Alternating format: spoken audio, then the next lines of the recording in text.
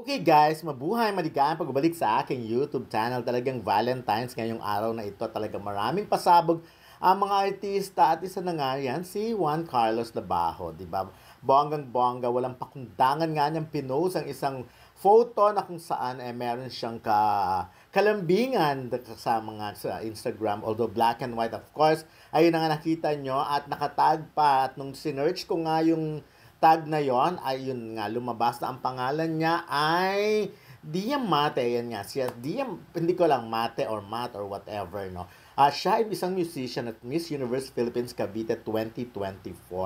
Bongga ni Juan Carlos, ang hilig-hilig niya sa beauty queen. Talagang kita niyo naman from Maureen Roblowitz at nga kay Miss Cavite naman, di ba, bongga. So, well, kanya-kanyang taste naman yan. At talagang ang taas ng taste ni Juan Carlos, talagang beauty queen ang peg niya. At nakikita nyo naman, parang, to be honest, matagal na rin pala silang magkakilala kasi kung titignan mo ang Instagram ni Dia, makikita mo na before pa may mga nilalike na si Juan Carlos na photos at mga post niya, mga early, as 2023 pa, yung mga ganong time na yon magkakilala na malay natin, baka mas earlier pa than that, diba?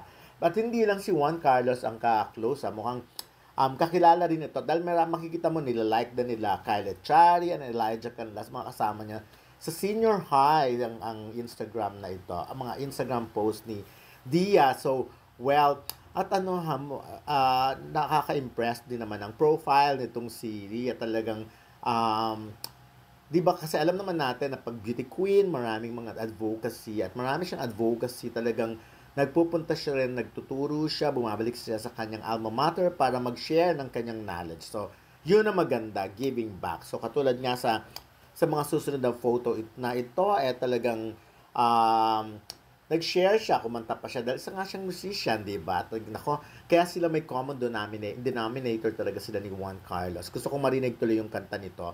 At gusto kong makita kung the same ang style ba nila ni Juan Carlos sa pagkanta. But anyways, eto ang reaksyon ng mga netizens, sabing soft launch nga raw. Launch nga raw, talagang bonggang-bongga. Hard launch pa nga.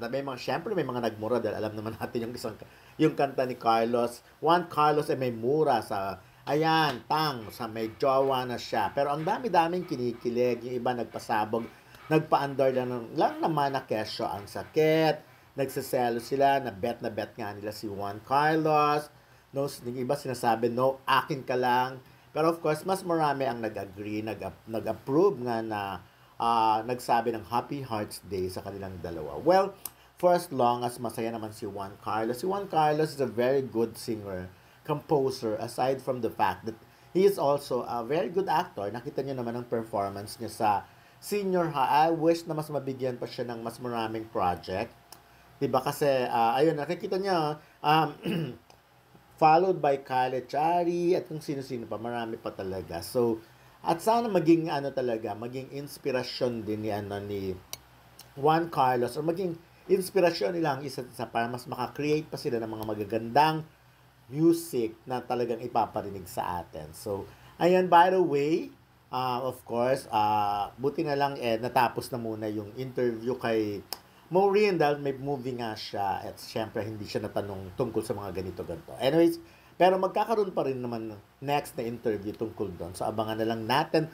But for now, iba rin magpasabog si Juan Carlos. Hinintayin niya talaga ang Feb 14 para talagang yun na. So malay naman natin, 'di ba? Wala kasi masyadong statement doon sa post niya kundi kulay pulang puso lang. So pero ako alam ko, ang tingin ko naman matagal na talaga silang magkakilala. Hindi lang natin alam kung kailan sila naging sila o kung sila talaga kasi alam niyo naman sa panahon ngayon. Pero the way I look at the picture, siguro naman hindi naman magpo-post si Juan Carlos ng ganyan kung wala namang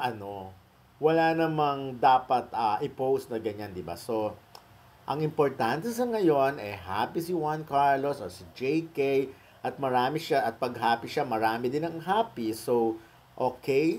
So far, ang dami-dami ng kinikilig. In 50 minutes, ang dami ng kinikilig talaga. Almost 600 na agad na yon. Happy Hearts Day. Agoy. Okay. Ayun. may mura pa din. But anyway, happy Valentine's at sana manatiling masaya si Juan Carlos dahil mabait na bata rin naman si